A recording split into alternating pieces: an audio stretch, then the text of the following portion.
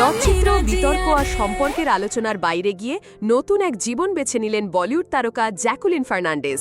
সম্প্রতি মুক্তি পেয়েছে তার ছবি হাউসফুল ৫, কিন্তু সেই নিয়ে বিশেষ ভাবিত নন তিনি। এমনকি আলোচিত প্রেমিক সুকেশ চন্দ্রশেখর, যিনি বর্তমানে আর্থিক কেলেঙ্কারির মামলায় কারাবন্দী, তাকেও পিছনে ফেলেছেন জ্যাকুলিন। সব কোলাহল, বিতর্ক আর প্রলোভনকে পাশ কাটিয়ে এবার আধ্যাত্মিক জীবনে প্রবেশ করেছেন এই অভিনেত্রী। মুম্বাই ছেড়ে পাড়ি জমিয়েছেন বেঙ্গালুরু। উদ্দেশ্য আধ্যাত্মিক গুরু শ্রী শ্রী রবিশঙ্করের আশ্রম। সেখানে কাটিয়েছেন সময়, পেয়েছেন মানসিক প্রশান্তি। নিজের অভিজ্ঞতার কিছু ঝলক শেয়ার করেছেন সোশ্যাল মিডিয়ায়।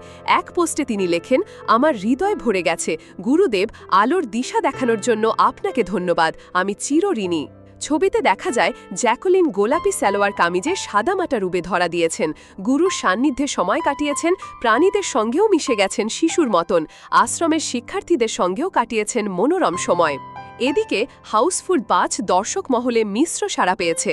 ছবিতে ছিলেন অক্ষয় কুমার, রিতেশ দেশমুখ, অভিষেক বচ্চন, নার্গিস ফাকরি ও চিত্রাঙ্গদা সিং। সামনে মুক্তি পাবে জ্যাকুলিন অভিনীত জঙ্গল, যেখানে আছেন অক্ষয় কুমার ও দিশা পাটানি। তবে আপাতত কেরিয়ার নয়, মনের শান্তি জ্যাকুলিনের প্রথম পছন্দ। Stay tuned for more glam, gossip, and updates only on Starbuzz BD. Don't forget to like, comment, share, and subscribe.